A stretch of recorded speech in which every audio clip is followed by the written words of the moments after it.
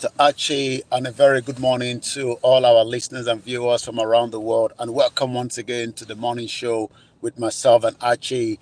And you're quite right. We are literally just heading towards the M40 to Waiting, which is one of the other network when it comes to the UK. But it's good to be back after a very long week with the activities in London. And as we always say, it is on the finest African radio station that you can get all the latest update. And that's exactly why we are here again this morning. So I'm going to come back again to you in the studio, and like I said, we'll still have about 20 minutes where we can give all the update, because there's quite a lot going on in Nigeria, especially with the reshuffle of the cabinet by President Bola Ahmed Tinubu. A lot of expectation has been coming on that, but I'll be giving you a little bit more insight to that. But let me come back again to you first, Mr. Archie, back in the studio.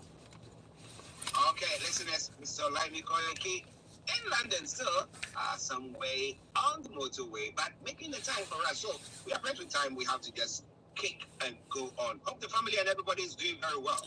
Well, it's been a week of holiday already, with the children, and I believe many will be breaking up as well, towards the end of this week as well. But the most important thing, like I always say, the Chinese says, when the business is good, the family will be fine. Yes, when the business is good, the family will be fine. This is Starr Radio UK. Mr. OLAYOMI KOIKI in London, and I'm actually here in the South Studios, and we are bringing you updates from Nigeria now on the morning show. Let me say to all on the Koikimedia platform as well. Thank you very, very much, and everyone behind the scenes that works and make sure that everything comes away perfect. Now let's come to when the president left Nigeria. He said that he was on. Some were saying he was on the health holiday. Some were saying, but he was saying that he was on the business. What do you call it? Yeah, it was so working holiday. So Working holiday, yes. Holiday. Yes. So it was all, intent to make sure that the reshuffle of his cabinet will be such that he is not coerced or influenced by anybody. Do you think that when he left the country, came to the UK and went to France as well, he was able to do that? Shut the curtains, that nobody is going to be calling him, or was that what happened? Well, I believe that that gave him a bit of room, so that he will not have any interference, and that's mostly why most of the politicians travel outside the country so that they can be able not to be accessible, and that has always been the norm. And from that, maybe one or two key allies would travel, to meet the president and try to see if bear with me. I believe there's a call trying to come through. Let's divert that call for now. Yeah, I think we're back on the screen with you. And you're quite right. While the president was away, he would have been looking into what to do with some of his ministers. Some of them are not performing enough, while some would like to keep, the same position as well. But despite the shake-up that affected 15 ministers, about 30 others were not affected. So only about 15 of his ministers, have been moved around, but 30 of them, survived. Minister swearing in ceremony at the conference hall. This was, in August last year, and it seems that a year down the line, the performances of some of the ministers have not been expected by the presidency. So President Bola Tinubu wielded his big stick, yesterday, and like a surgeon in the theater, he used his surgical knife to yank off 5 ministers, redeployed 10, and appointed 7 fresh nominees as the ministers to replace the sacked ones, as well as 2 others. There was a particular one, Betty Edu, who was initially suspended, and Simon Lalong, who left his cabinet to join the Senate. What we can tell you now, that Tinubu, the ex-governor, has now appointed 48 ministers in August last year, 3 months after his inauguration, similar or different to, the former president Muhammadu Buhari, that took him 6 months, to get his act together. The Senate immediately screened the confirmed minister One of the ministers, Betty Edu, was suspended just at the early stage in January, while the ex-Plateau State Governor, Simon Lalong, that I met in London at Queen's Elizabeth Hall some few years ago, resigned to move to the upper legislative. Who are the new ministers? That is the focus now, because the previous ones we know, but the 7 ministers that we have on my screen is Dr. Yiwa Ted, the Minister of Humanitarian Affairs and Poverty Reduction. Remember that we talked about 129 million Nigerians are now subject to poverty. We also have Magari Dingayadi, that is now the Minister of Labor. That means that he will be looking into a lot of the issues when it comes to, employment and unemployment. We have about 60% of Nigerians that are currently unemployed. We also have a new entrant, Bianca Ojukwu. I'm sure the name sound familiar. Yes, it's still the same family to relate to, Ojukwu. She's been given the Minister of State Foreign Affairs. And we have Jumoke Oduwole that is going to take up the Minister of Industry, Trade and Investment. Many Nigerians expect investors to come into the country. Tinubu has traveled with Shaitima to haul investors back into the country. How they're able to do that, the Minister, Jumoke Oduwole, would have a lot of work to do. Muktab Mahin, the Ministry of Livestock Development. Another area that many Nigerians are concerned is many livestock continue to eat up, the farmers' crops, and that is creating a lot of headache within, the state and the federal as well. And the last two is Yusuf Abdullahi, the Minister of State Housing and Urban Development. We know that when it comes to housing, even in the UK, there's a lot of pressure, but many Nigerians are living in many shanties locations across because many of them cannot afford a proper housing. And the last but not the least is Shuaibu Said, Minister of State Education. The education sector in Nigeria has become as worst as what it's meant to be, because remember that the government have not invested enough to support education system in the country. So those are the most important that we would probably be looking into maybe tomorrow because of the time constraint this morning. But 7 new ministers and the 15 others are now leaving for the entrance of the new ones. Well, let's start ready. You can have this from Nigeria, Mr. OLAYOMI KOIKI in London, and I'm actually here. Now, my apologies. Now let's look at it. What has been because we don't have enough time to break it all down and look at the individuals. But what has been the reaction of Nigerians as a whole and people, from various communities? So you talk about Ojukwu, and somebody will look at where Ojukwu comes from and the fact that they come from that. So what have been the reactions if the Igbos think that, well, Ojukwu, his father, or maybe they were the ones who, fought.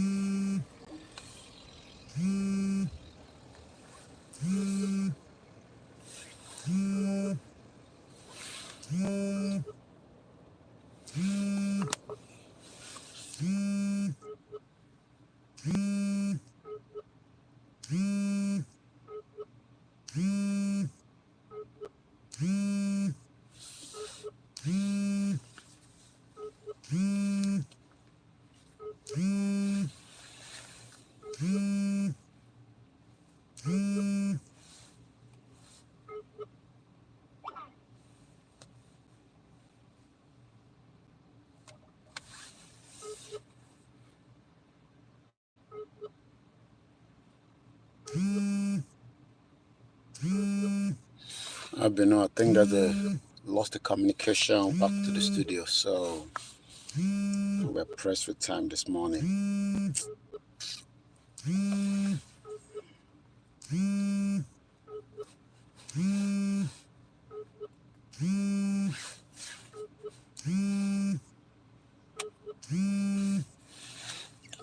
not sure what is going on. Try one more time. If not, then call it a shot.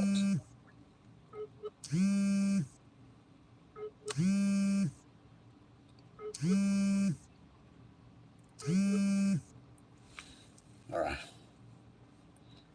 Looks like there's a network glitch somewhere. There's a network glitch somewhere.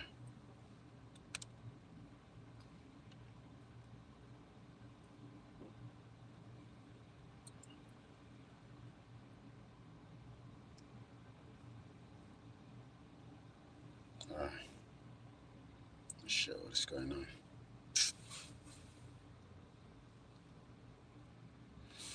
All right.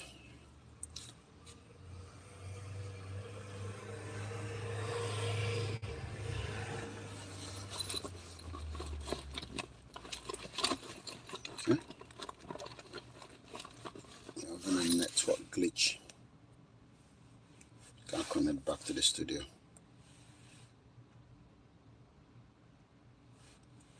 Let's give it one more shot and see.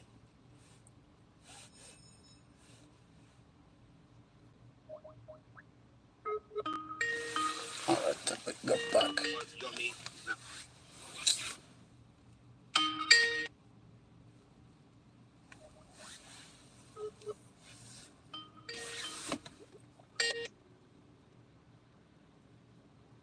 Just bear with us, ladies and gentlemen. Got it. So we'll go straight in again. Okay. Yomi, welcome back. Yes, not sure. I think there was a network glitch there, but I think I'm back with you again. Yes. Thank you very much. And listeners, just bear with us. At times, when you're on move, there are some places where we have a bit of issue with the network system there. But definitely, somebody say it's better than what we see in Africa. And thank you very much for joining us there. Now, I was asking the question pertaining to the reaction that is coming from various communities. I did talk about Ojuku's, whether their daughter or somebody from their family with that name. And I was asking how the Igbos would take an appointment of Ojuku's family, whether their daughter or this thing, to be there. I mean, what have been the reactions there so far? Well, apart from the family of Ojuku, a lot of expectation, but most importantly, Betty Edu, that was, allowed to, to step aside in January, is one of the most important minister that has been, popping up on the social media this morning. So, according to this, Ando says Dr. Betty Edu is one of the unforgettable, incredible, indefatigable women in the progressive fold. If you think she deserves to be celebrated, send her a shout out, but show how much you care.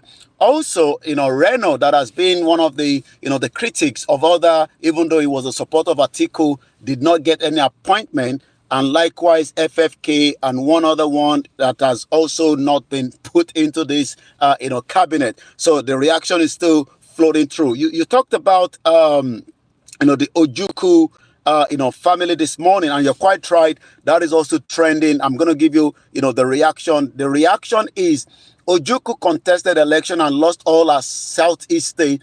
It is now his wife that will turn the tide. An ordinary minister of state. What is wrong with these Ronus? Always thinking with their, I can't use the other word. You think Igbo people play Amala politics like you? This is reacting to another one that says Tinubu picked a minister from Ojuku's residence.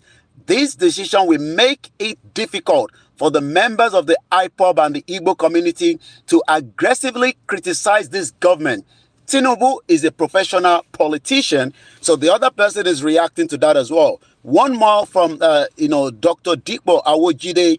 President Tinubu used one stone to kill three birds with the appointment of Bianca Ojukwu. She has held a similar role previously and did a decent job. Second, this should further unite the country. Whether this will unite the IPOB to remain in one Nigeria, time will tell. But like I said, we will do more analysis of this because of the time constraint this morning. But one thing is, The reaction is coming in. And like I said, Reno Mokere, that a lot of people thought maybe Tinubu will give him a position, also posted yesterday, 12 hours ago, just 3 days after a political natir gave explanation for his congratulations to General Gowon. The political grandmaster has now appointed an Ojukwu into the administration without any explanation. I've not seen the reaction from the government, Biafra, exile, and de facto government. But according to Neferati, Bianca Ojukwu is a Nigerian and eminently qualified. Therefore, she can be on his cabinet. But that is just what is a cabinet. She is not a threat to Peter Obi, not a chance in Anambra, the wider southeast. So the reaction is floating through as one of the ministers that has been appointed by this government. Well, if you think that the president is just trying to appoint or bring everybody onto the table, every representative, every community that's represented, let us know what you think about all that. But listen, let's start ready, okay, because we know Yomi is pressed with time. Now, let's talk about the Dangote refinery bringing selling petrol directly to marketers. And then the issue where on Monday, or I think either Friday or this Dangote refinery taking NMPC and NDP, the other ones, to the courts and some other entities that they were importing finished products, some of the finished products for aviation fuel and some other fuel as well coming in. So the question is, with they now selling petrol to the marketers directly, is it going to bring the price down? Because they were thinking that these people were sabotaging them. Well, the price is not coming down as we speak right now, even though cited a document that was obtained by the Nigerian Port Authority shows that about 123.4 million liters of PMS were battered at two seaports to improve fuel supply nationwide. The development confirmed earlier that the dealers intended to import the commodity to supplement the supply of about $20 billion Dangote refinery. Meanwhile, all the major oil marketers import the commodity. Their counterparts have started lifting PMS directly from the Lekki-based plant. But we will monitor the situation maybe towards next week to see if prices come down. But as I speak to you, as at Monday when I was with Chief before he traveled back to Germany, the wife was telling us that the petrol sales per liter was about 1,200 per liter. That means that if you look at when Jonathan was in power, that's about 65 naira per liter. That is about almost a lot of percentage on top of that. But in terms of the lifting of more crude oil from Dangote refinery, whether that will reduce the price, we will be able to monitor that throughout the weekend and report back to you on Monday. Okay, listen, let's start ready. Okay, now let's go to Yomi for other stories making the rounds and what is happening on the social media platform. Over to you, sir.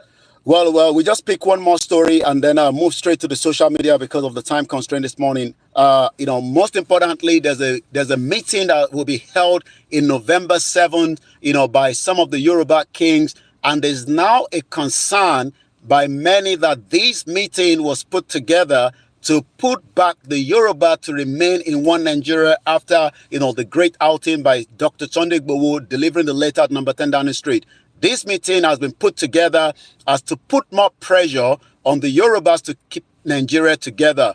And a lot of reaction has been coming out in the last 48 hours about whether the Yoruba kings will be signing another amalgamation of the Yoruba into Nigeria. That will be something that we'll be discussing further tomorrow, but because there's a lot of reaction to that. Again, we go straight to the social media, the reaction of the change of cabinet, whether that will bring food to the table, whether that will improve education, whether that will improve investors to come into the country, time will tell. But one thing I can tell you that many Nigerians are monitoring a lot of the activities of this government, and so far, this government has not performed up to the expectation in the first year, a quarter into the government of President Bola Ahmed Tinubu. But again, the last one I'm going to pick is the Ogun State Command on Thursday says its operative have arrested one Afa Jubril residing at number 8 in Moses Street in Agoiwoye for again alleging defying a 12-year-old girl. We know that these happen frequently for spiritual purpose that they use it for, or also, for what we can call a system that failed to work for a very long time. That is how far we can take this morning. But like I said, Mr. Archie will be taking you through the rest of the global trouting this morning. And I'll be back again tomorrow, God's willing, where we'll be giving you all the updates on what is happening with the Yoruba campaign and also the self-determination and many other news coming out of Nigeria. But for now, I will hand you back again to Mr. Archie back in the studio. Thank you very much, Yomi. Listeners, you have been listening to OLAYOMI KOIKI bringing you updates from Nigeria on the Starr Radio UK Morning Show. And it's streaming live on all the media platforms, Koikimedia, Starr Radio, and all the platforms. Yomi, let me say thank you very much, and then we'll catch up tomorrow. God bless. Thank you so much, Mr. Archie. Bye for now. Bye-bye. Well, ladies and gentlemen, that has been Mr. OLAYOMI KOIKI. Thank you so much. We'll catch up later during the day. Bye for now.